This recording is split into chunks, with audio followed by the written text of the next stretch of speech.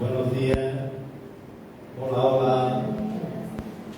Muy buenos días, mi familia. Soy mi familia. Es que nos vemos muy poco, pero bueno, como nos queremos, ¿no? Nos amamos. Amén. Hay una lagartija aquí en la sala también, pero esa no hacerle caso, Es una broma. Que Dios bendiga, que hoy es un día especial, es como un reinicio. Hemos pasado una etapa más calurosa del año, aunque todavía nos queda un poco, pero ya vamos de cara a otro tiempo. Nos podemos juntar un poquito más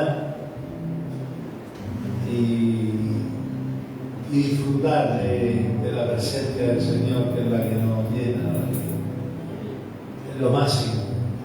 Después de haber pasado por este mundo, yo creo que casi todos los que estamos aquí, los que estáis ahí en las casas, en nuestro ordenador, en fin, hemos visto ya lo que da el mundo, lo que nos ofrece, y no alcanza, no llega a llenarnos, no nos satisface. Nos hemos quedado siempre faltos. Pero cuando viene el Señor y nos visita y nos alcanza con su amor y empieza a vivir en el Espíritu, ya no hay vuelta atrás. Como, ¿para qué? Ya volver a donde estuve, si aquello no. Sin embargo, aquí en este tiempo con el Señor, de verdad que es precioso, porque no te deja indiferente. Cada paso que nosotros damos, Él lo dobla, viene más cerca todavía. Cuando tú le buscas, cuando le buscamos con fe, Él se aproxima más todavía y se hace más notorio en nuestra vida y se transmite a nuestra familia, a nuestros compañeros. Y en ese espíritu tenemos que seguir, hermanos, tenemos que dejarnos gobernar por el Espíritu Santo, no tener temor, porque el temor viene del enemigo, el temor nos engaña, intenta engañarnos. Nosotros tenemos que llevar la bandera de la fe en Cristo y declararlo con la boca, con los labios, declarar que somos más que vencedores en Cristo.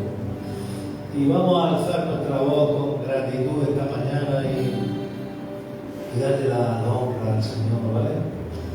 Con mi hermana Juani y con vosotros y todos los que queráis, vamos a levantar nuestras voces y vamos a entrar en la presencia. Entra en la presencia del Señor con gratitud y adoraré de corazón.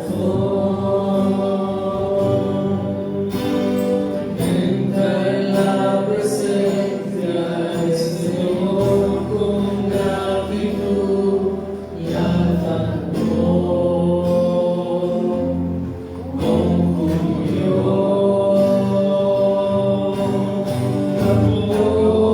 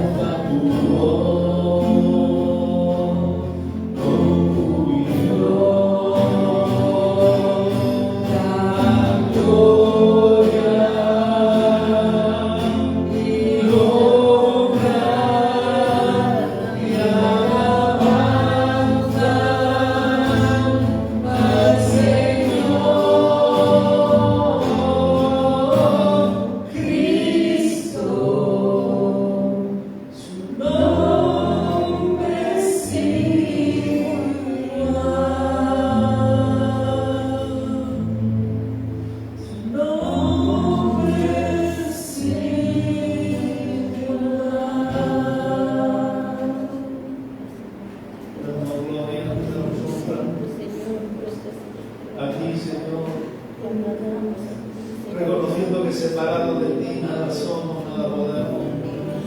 Y alejados, Señor, nos morimos, quedamos paralizados.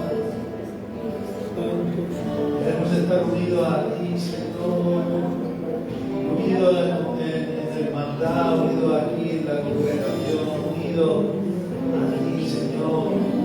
Esa palabra unido siempre la expresamos, la repetía para que se nos quedara en nuestra mente, en nuestro corazón. Unidos. Separado de ti no soy nada, alejado de ti muero. Si tú no estás en mí, no te desespero,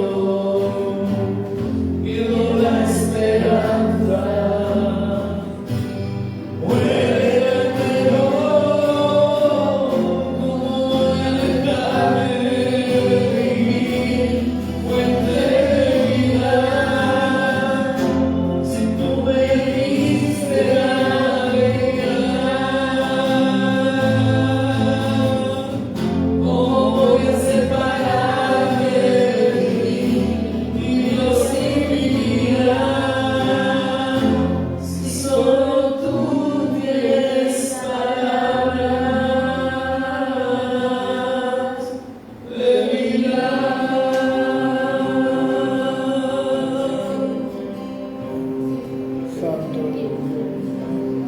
Bendito, oh Dios. Separado de ti no soy nada,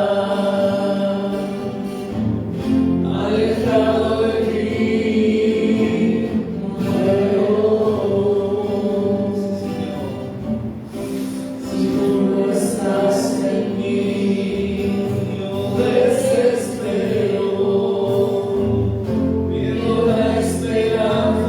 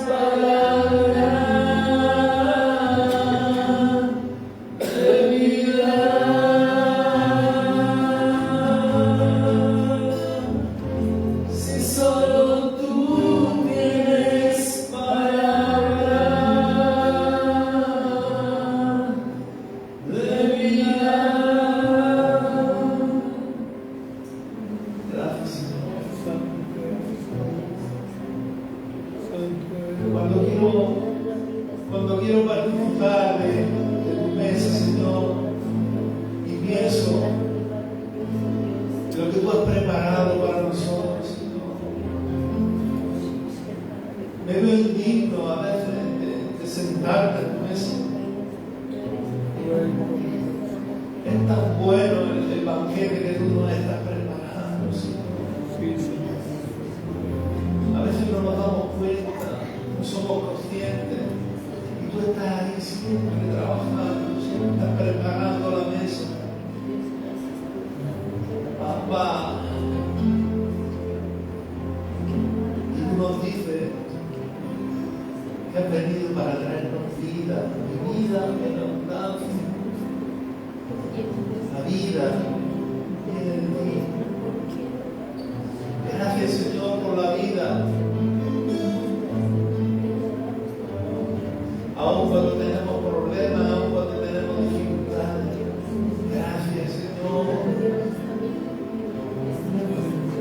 Confiamos en tus promesas, Señor. Esa es la fe, confiar en ti.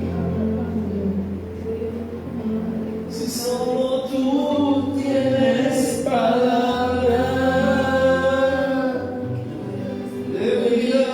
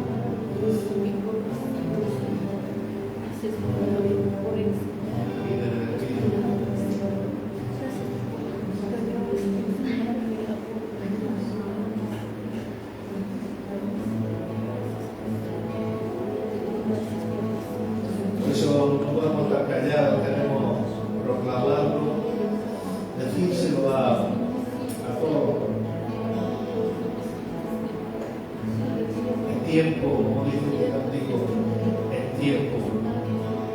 No podemos dejarlo parado, porque activar esa fe que vaya hacia adelante. Reflejar el amor que tenemos al mundo, a lo que nos rodea. Sí, Señor, me diste salvación, quitando mi dolor y toda mi aflicción. Tu gracia me llenó, soy libre del temor. Ya por nada pararé, no me detendré.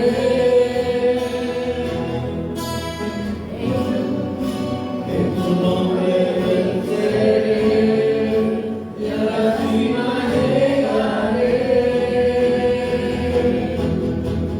Hoy es tiempo de cambiar, de no mirar atrás, de reflejar tu amor al mundo.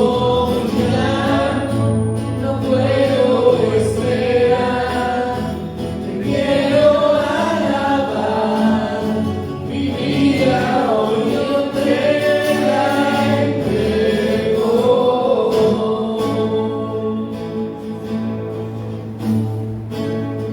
Yo proclamar de tu majestad, llevar tu luz a la oscuridad, llegar a la meta, ser parte del plan. Toma mi vida y úsala. Hoy es tiempo de cambiar, de no mirar atrás, de reflejar tu amor al mundo. Ya no puedo esperar, te quiero alabar, mi vida hoy yo te la entrego. Hoy es tiempo de cambiar, de no mirar atrás, de reflejar tu amor al mundo. Ya no puedo esperar, te quiero alabar, mi vida hoy yo te la entrego.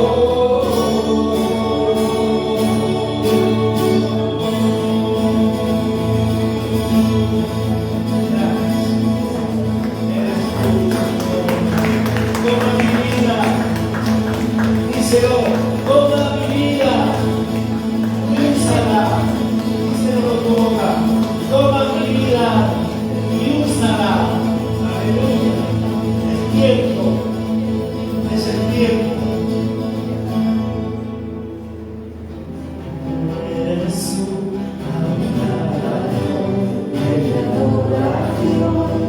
Jesús, Jesús, la esperanza que ha de tener. Jesús, confío en ti, desafiado, tu salvación me regalado. Hoy hay gozo en mi corazón, tanto te alabaré, te alabaré.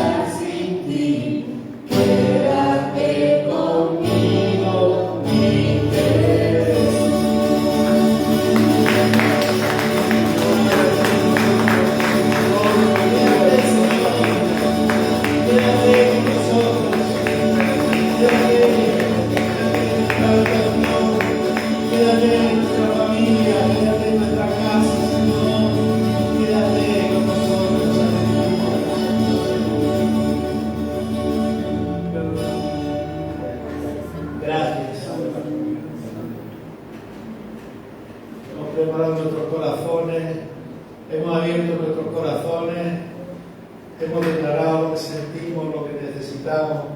Ahora también estamos deseosos de escuchar la palabra, el mensaje de la palabra que nos trae nuestro pastor Miguel.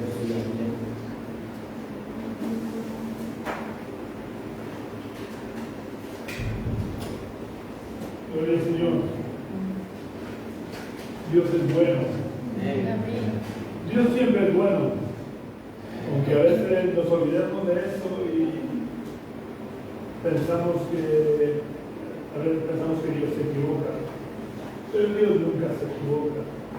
Dios siempre hace lo mejor para nosotros, aunque no lo entendamos. Así que como Dios es bueno, pues vamos a meditar en su palabra, pero antes vamos a pedir que los niños pasen aquí delante para orar por ellos, para que ellos también puedan escuchar la palabra de Dios.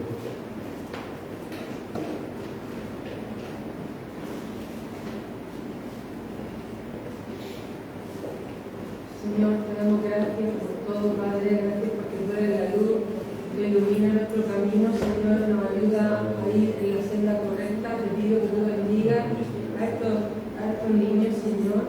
Bendice a Nuria, bendice a David, bendice a Naín, bendice sus vidas y, Señor, establece tu reino en sus corazones para los tiempos que vienen, Señor, que ellos puedan estar agarrados a ti y a tus promesas. En el nombre de Jesús, amén.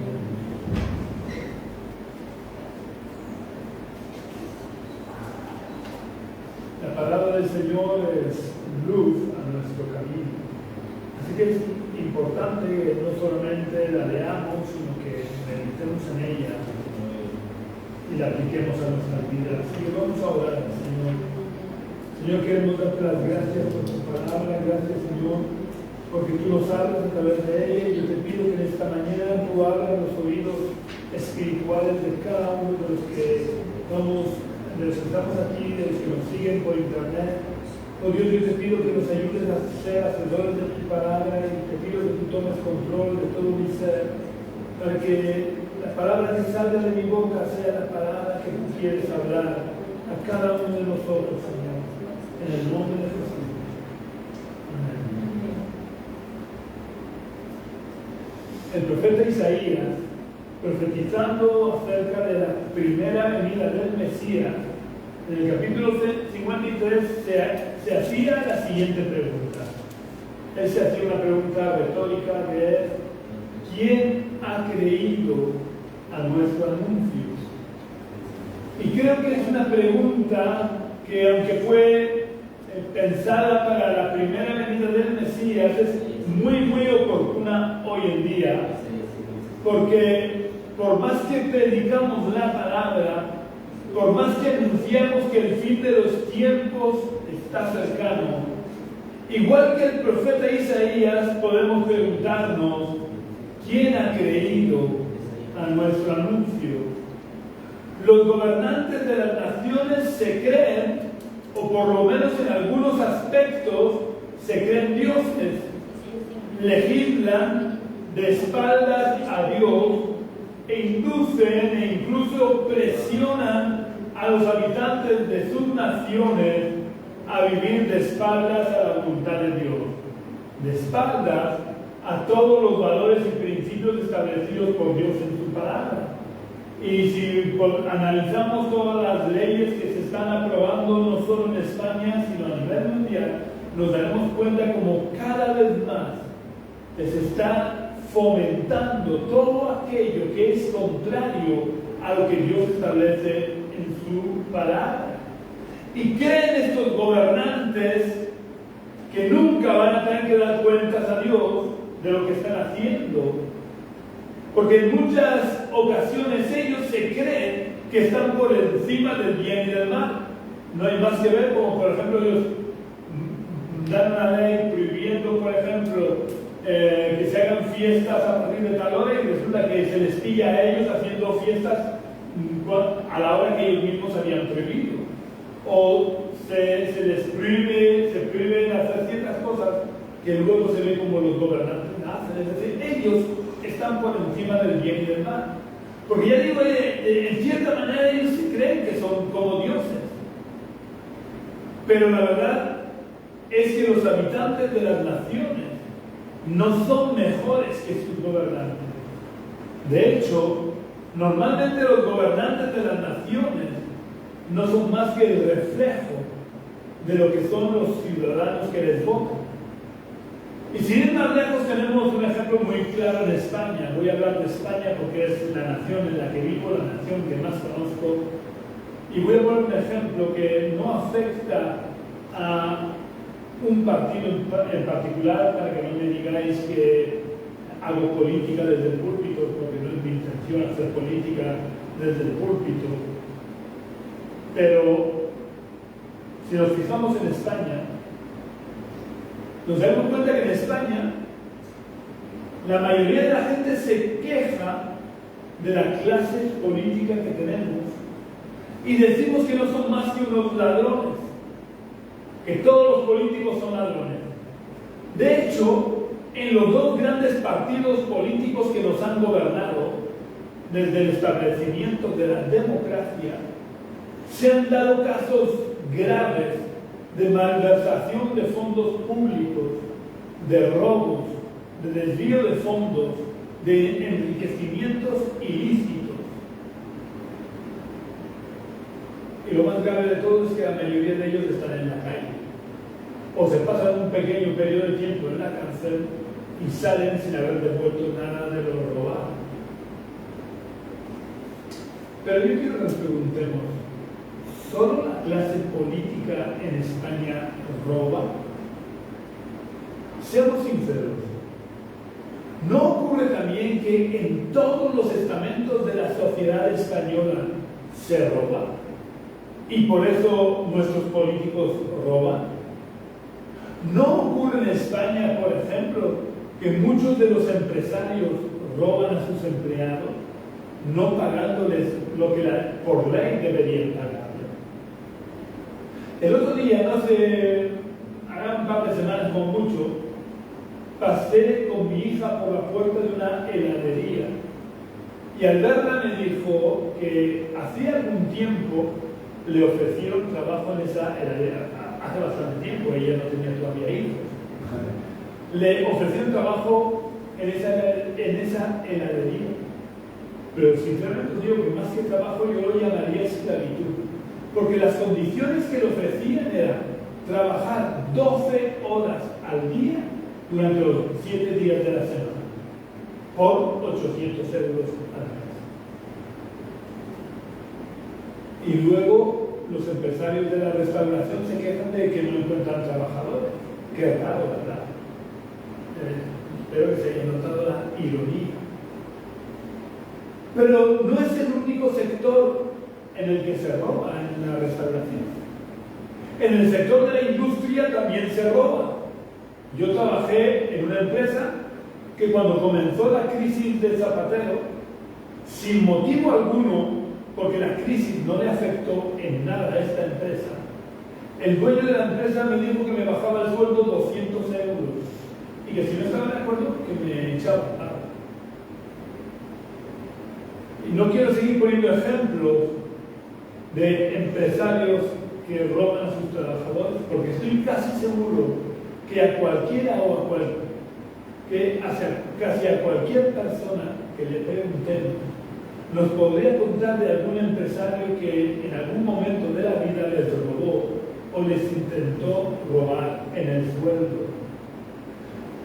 Pero mi reflexión no se queda con los empresarios, porque son solo los empresarios malos, son solo los empresarios los que son malos y ladrones, o los trabajadores también roban en lo que pueden. Siguiendo con mi vida, porque es la que mejor conozco, puedo aseguraros que los trabajadores también roban en el trabajo a los empresarios. Y voy a poneros dos ejemplos para que veáis que no son solo los empresarios los malos de la película.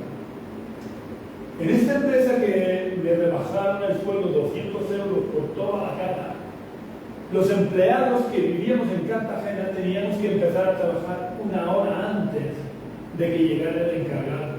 Porque el encargado con otros trabajadores empezaban a esa hora, él llegando a su empresa. Pero ellos se tenían que trasladar porque la empresa, la sede, está a 1 hora de camino de donde estaba el puesto de trabajo aquí en Cartagena. Así que yo me iba a trabajar y tenía que estar a mi hora en el puesto de trabajo sin que ningún encargado ni ningún jefe de la empresa estuviera allí. Os puedo asegurar, y Dios me es testigo, que yo nunca llegué tarde por no estar en el encargado. Porque la Biblia dice que debemos de trabajar como si trabajáramos para Cristo. Pero también os puedo asegurar que otros compañeros, cada vez que querían, llegaban tarde.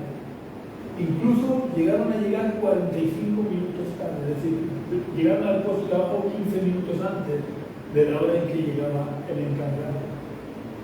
O también cuando creían que no les veía el encargado, se sentaban a jugar con el móvil. Cuando uno va a trabajar, nos pagan por trabajar, no por entretenernos con el móvil. Pero este no es el único ejemplo de que los trabajadores también roban a los empresarios. Se da con relativa frecuencia, hablo de España, en otros países, no lo sé. De hecho, creo que en los países del norte de Europa esto no suele pasar. Pero aquí en España con relativa frecuencia se da que los empleados roban materiales a la empresa en la que trabajan.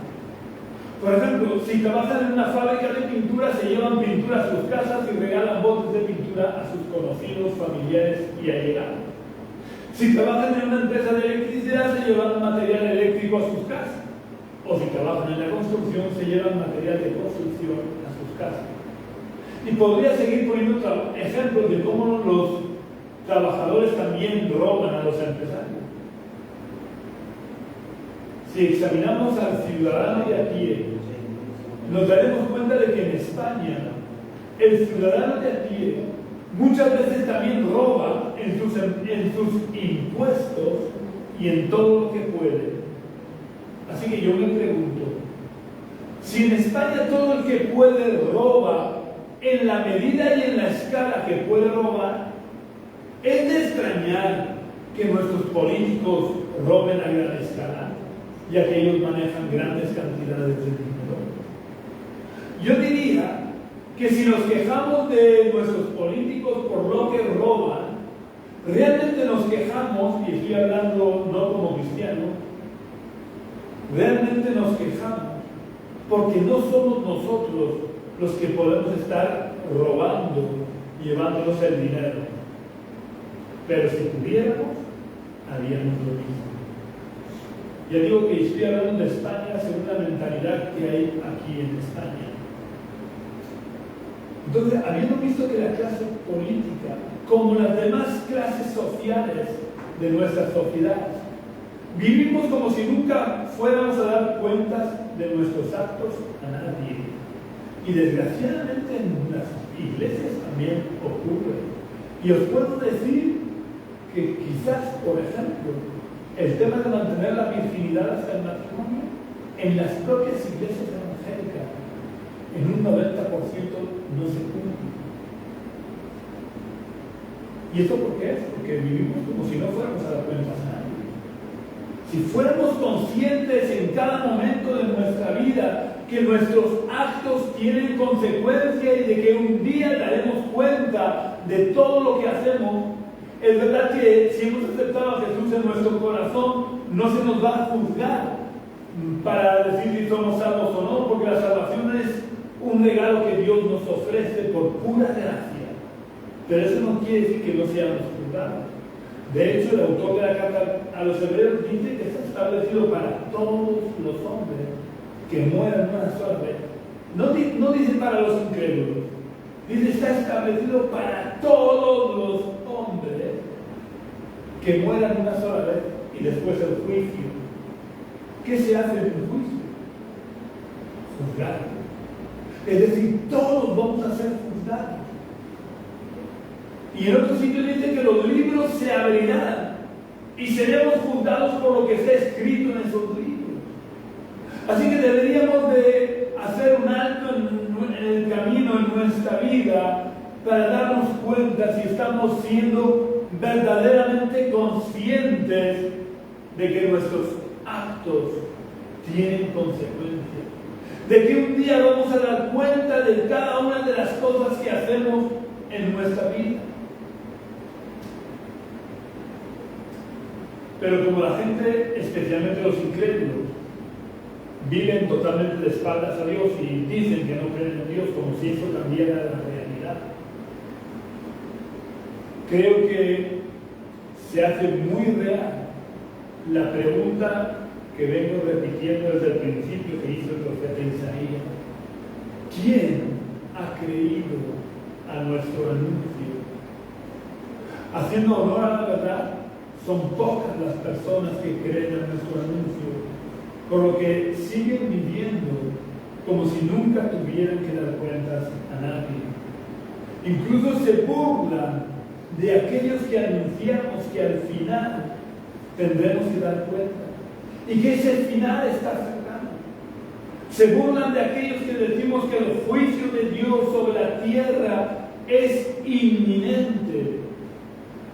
Pero resulta muy triste el que nadie se crea en nuestro anuncio, porque se lo crean o no, se lo tomen a cachondeo, a broma, a risas o no, tarde más o tarde menos.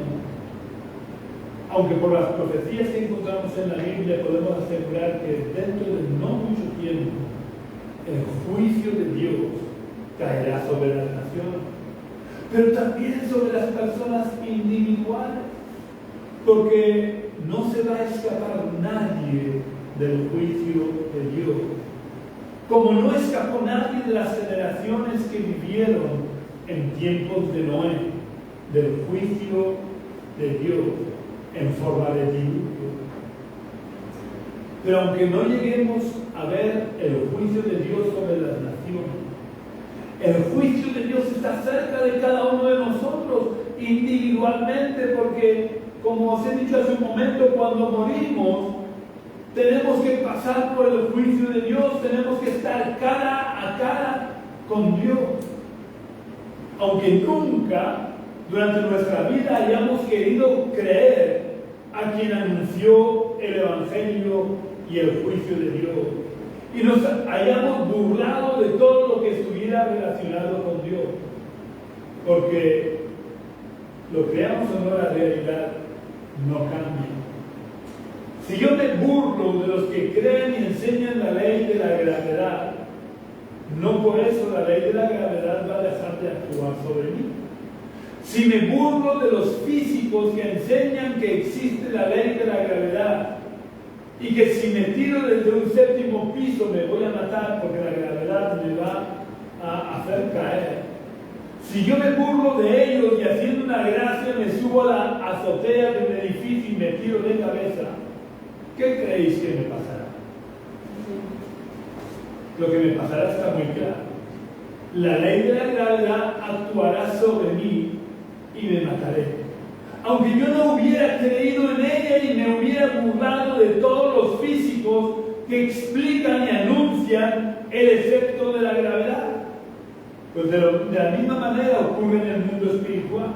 Y por más que neguemos la existencia de Dios y que neguemos el juicio de Dios, no por eso vamos a estar exentos de pasar por el juicio de Dios y de pagar las consecuencias de haber vivido de espaldas a Dios y a lo que Él ha establecido en su palabra.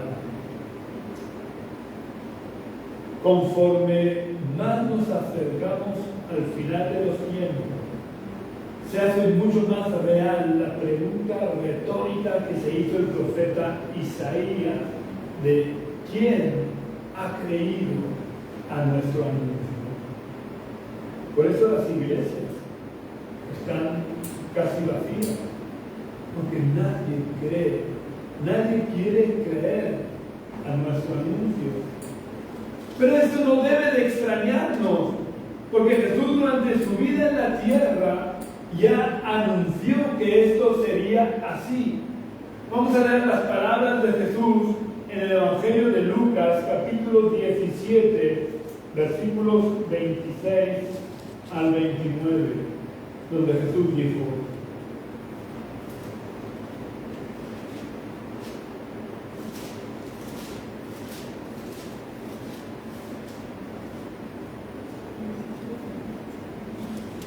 Lucas 17, 26 a 29, como fue en los días de Noé, así también será en los días del Hijo del Hombre. Cuando habla de los días del Hijo del Hombre se refiere al final de los tiempos. Comían, bebían, se casaban y se daban en casamiento hasta el día en que entró Noé en el arca y vino el diluvio y los destruyó a todos.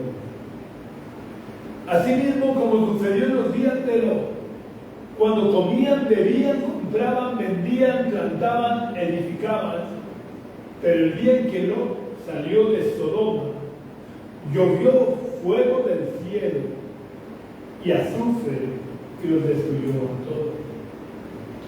En estos versículos Jesús cita dos ejemplos acerca de qué ocurrirá en los días del fin, en los cuales estamos ahora. El primer ejemplo lo he citado hace un momento. Jesús toma como ejemplo los días de Noé.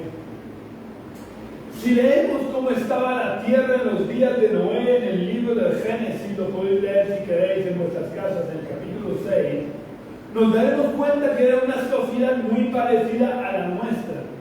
Estaba llena de violencia, maldad y corrupción, tal y como está nuestra sociedad hoy en día, corrompida, malvada y llena de violencia. No hay más que echar un vistazo a los telediarios para darnos cuenta de que esto es así. Que nuestra sociedad se parece a la sociedad de tiempos de Noé, como una gota de agua se parece a otra gota de agua. Pero hay un detalle interesante que nos da Jesús acerca de los tiempos de Noé. El detalle es que dice que comían, bebían, se casaban y se daban en casamiento. ¿Qué nos está queriendo dar a entender Jesús con estas palabras? Está dando a entender claramente que la sociedad de Noé vivía en la sociedad del bienestar. Esto no es algo nuevo de ahora. No había escasez de nada. Había comida y bebida en abundancia, tanto que se casaban y se daban en casamiento, con el gasto que eso conlleva. No era una sociedad empobrecida que por sus necesidades le habían dado la espalda a Dios. Era una sociedad que vivía en la abundancia, que vivía en la comodidad. Así que cuando Noé comenzó a predicarles el inminente derramamiento de los juicios de Dios sobre ellos, nadie le creyó. Porque cuando todo va bien, cuando hay abundancia de todo, es cuando menos nos acordamos de Dios. Normalmente es cuando más vivimos de espaldas a la realidad de la existencia de Dios. Cuando todo va bien y hay abundancia y llegamos casi a creernos semidioses y que nada malo nos puede ocurrir. Pero sobre todo, cuando el juicio hace referencia a algo que nunca había ocurrido, es más difícil de creer. Porque hasta los tiempos de Noé no había llovido nunca sobre la tierra. Las Escrituras nos dicen que de la tierra salía un vapor de agua que regaba la tierra. No había llovido nunca. Así que cuando a toda esta gente que vivía en la opulencia, que vivía en el bienestar, les dicen que lo dejen todo y se arrepientan y se metan en el arca porque va a caer agua del cielo, se burlaron de Noé. Nadie de la generación de Noé creyó a Noé porque nunca había visto la lluvia. Así que cuando Noé les avisa del inminente juicio de Dios que iba a destruir la tierra con un diluvio, nadie le creyó. Porque ¿quién podría imaginarse que iba a caer agua del cielo?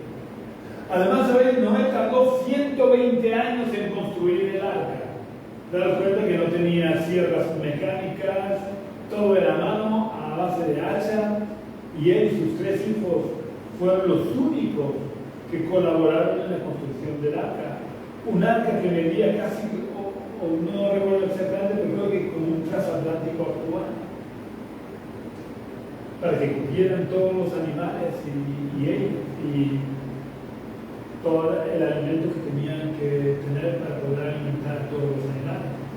De todas maneras, quiero también aquí hacer un pequeño inciso para que, porque a veces surge la pregunta en la mente de, bueno, ¿cómo puede haber un león y una oveja ahí metidos en el arca?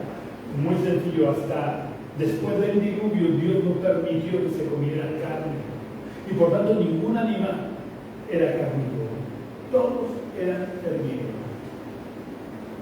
Fue después del diluvio que Dios autorizó que se comiera carne. Así que daros cuenta, Noé empieza a construir el arca, y mientras paseaba con los troncos desde donde cortaba el árbol hasta donde estaba construyendo el arca, él iba anunciando el evangelio, él iba predicando el juicio inminente de Dios.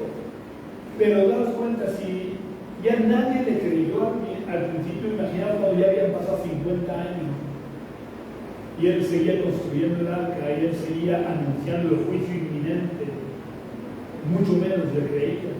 Pero es que cuando ya habían pasado 100 años ya era el pitorreo, era el motivo de burla de la población.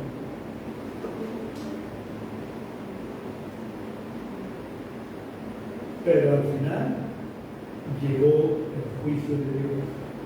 Pasados los 120 años, Dios derramó su juicio sobre la tierra.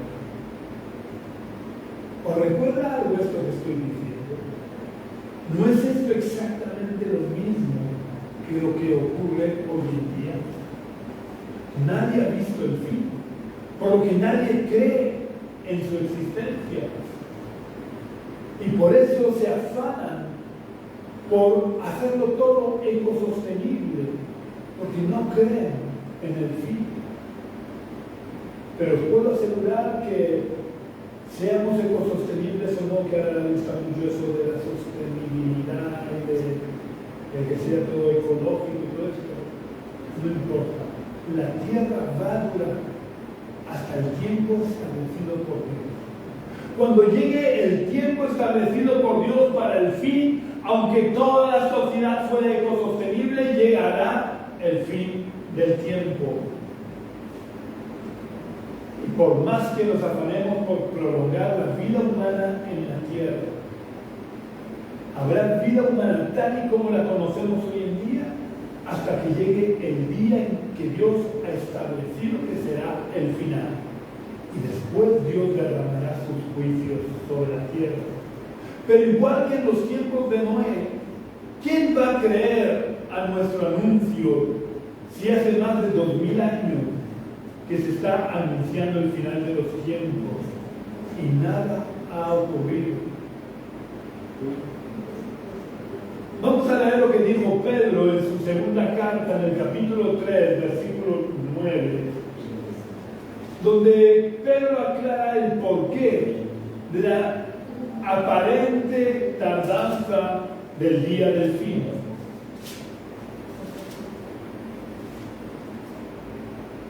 Segunda de Pedro, capítulo 3, versículo 9.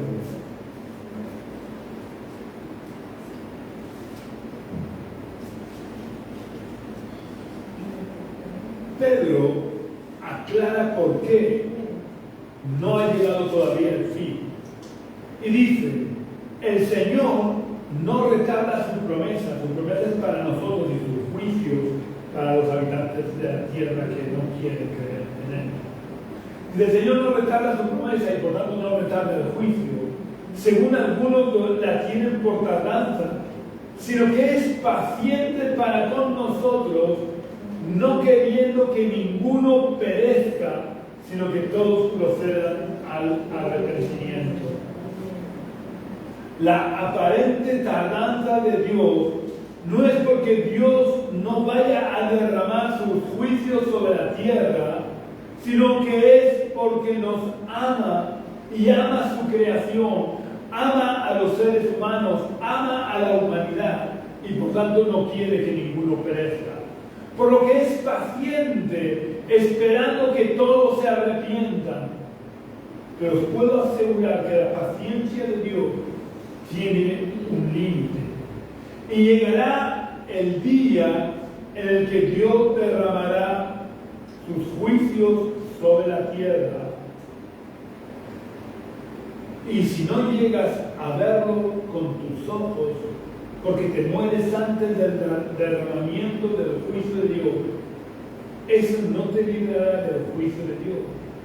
Porque vuelvo a insistir en lo que dije antes.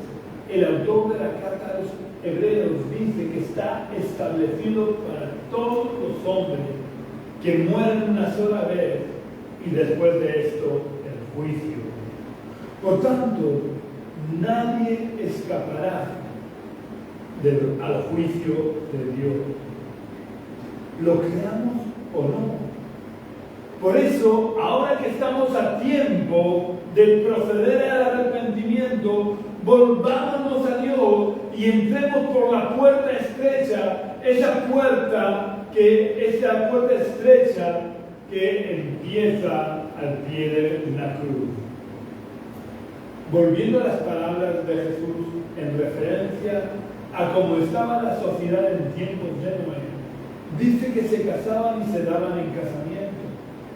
Esto da idea de los desórdenes matrimoniales que existían en tiempos de Noé. Porque lo establecido por Dios es que nos casemos hasta que la muerte nos separe. Por lo que no debemos de vivir casándonos y dándonos en casamiento. Pero los desórdenes matrimoniales no suenan de nada hoy en día. Lamentablemente vivimos en unos tiempos en las que los matrimonios no duran.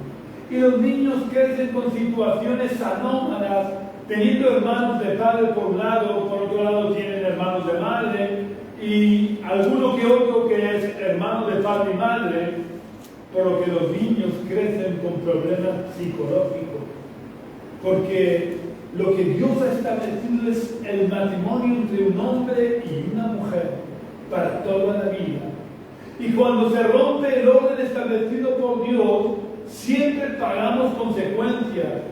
Y la sociedad que vive de espaldas a los principios y valores establecidos en la palabra de Dios, siempre paga sus consecuencias.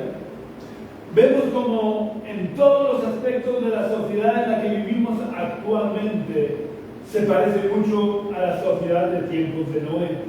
Por lo que el juicio de Dios está cercano y ya no va a haber más diluvio universal, porque Dios le prometió a Noé que nunca más volvería a destruir toda la tierra por medio de un diluvio.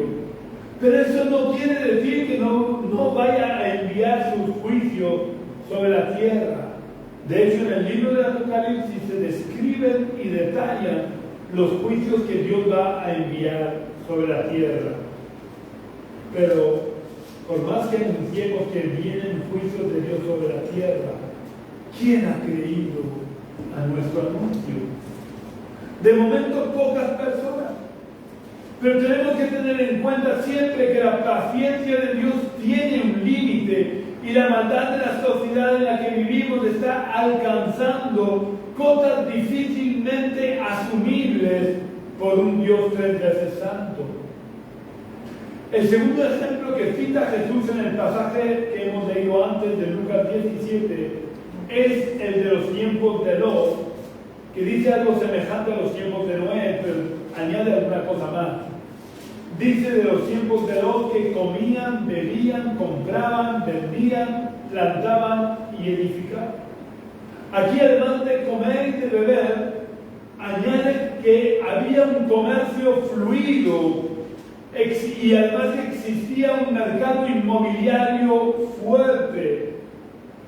Pero además, si leemos en el libro del Génesis lo ocurrido a Lot y a Sodoma, nos daremos cuenta cómo además de la abundancia y el bienestar que Jesús describe en estos versículos, había también, como en los tiempos de Noé, abundancia de maldad de perversidad, de corrupción y perversión, exactamente como en los tiempos de ahora. Yo tengo casi 56 años y os puedo asegurar que de joven, de adolescente y de joven, no había la perversión que hay actualmente, ni se promovía y se asumía como buena la perversión que hay actualmente a todos los niveles. ¿Y qué ocurrió cuando Lot anunció el juicio inminente de Dios? Lot se pudo hacer la misma pregunta que hizo Isaías: ¿quién ha creído a nuestro anuncio? Nadie creyó a Lot, ni siquiera miembros de su propia familia creyeron a Lot. Esto lo podemos ver en Génesis capítulo 19 y versículo 15. Génesis 19, 15. Donde se nos relata: y al rayar el alba, los ángeles daban prisa a Lot diciendo: levántate, toma a tu mujer y a tus 2 hijas que se hallan aquí, para que no perezcan en el castigo de la ciudad. En este versículo se aprecia que Lot tenía más hijos o hijas aparte de los que vivían con él, porque de no ser así sería innecesaria la aclaración: y a tus 2 hijas que se hallan aquí. Si los ángeles especifican que se hallan aquí, quiere decir que habían hijos o hijas que no se hallaban ahí en ese momento con Lot. Por lo que podemos estar casi seguros que Lot tenía más hijos aparte de esas 2 hijas. Por eso además podríamos entender que le costara tanto a la mujer de Lot marcharse de Sodoma, porque dejaba atrás, aparte de sus hijos y posiblemente de sus nietos. El aviso de Lot fue tan difícil de creer porque ¿quién en una ciudad tan pervertida y acostumbrada a hacer lo malo iba a creer que el juicio de Dios iba a caer sobre ellos si durante tantísimos años no había pasado absolutamente nada? Además, al igual que en los tiempos de Noé, nadie había visto jamás ver caer fuego del cielo. Pero cuando llegó el día en que la maldad y la perversión alcanzaron los límites de la paciencia de Dios, Dios envió sus juicios sobre ellos y todos fueron destruidos. Así que no juguemos con Dios. Dios habla muy en serio y anuncia de una manera muy seria en el Apocalipsis el derramamiento de sus juicios sobre la tierra. Y está establecido por las profecías que podemos deducir claramente que el juicio de Dios va a caer sobre los habitantes de la tierra muy pronto. Y si tú no lo ves porque llegas a morir antes del derramamiento del juicio de Dios sobre la tierra, de todas maneras, como he dicho antes, experimentarás el juicio de Dios, porque estarás delante de Dios y verás a Dios cara a cara, aunque no hayas creído en Él, y tendrás que rendirle cuentas de lo que has hecho con tu vida. Por lo que te invito a que seas parte de los pocos que creemos en el anuncio que Dios ha dado en su palabra. Te invito a que formes parte de la manada pequeña o del remanente que cree a Dios y prepares tu corazón para tener ese encuentro con Dios. ¿Cómo preparar nuestro corazón para tener ese encuentro con Dios o para poder escapar del juicio de Dios? Dejando a Jesús que entre en nuestro corazón para reinar sobre nuestra vida, no para que sea un convidado de piedra, no para que tú sigas viviendo a tu manera. Tienes que dejar a Jesús que entre en tu corazón para reinar sobre tu vida. Si no sabes hacerlo, no sabes cómo hacerlo, cierra por unos momentos tus ojos y repite la oración que voy a hacer.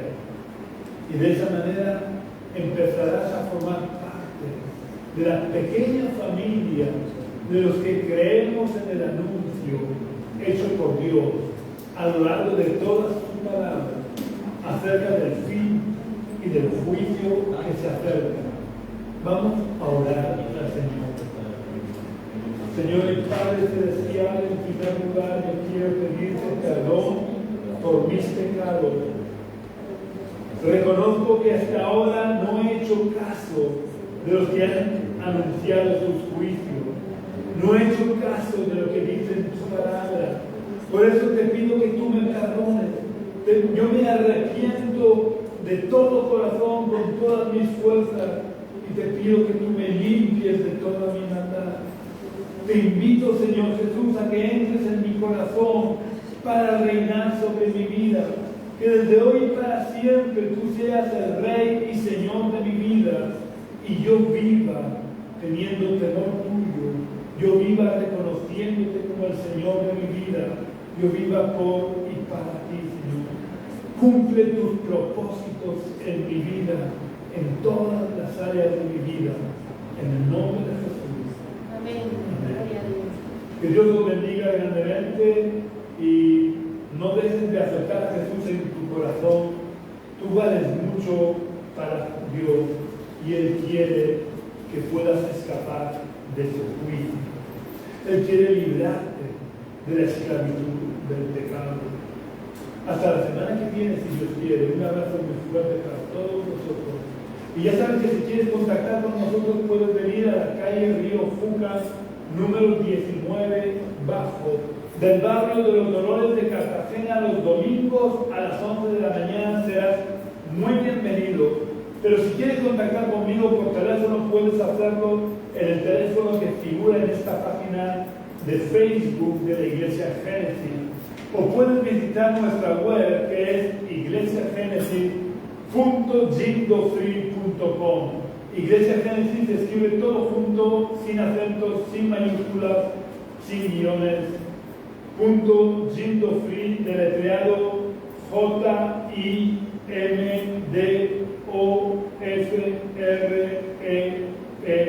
JIMDOFREE.com.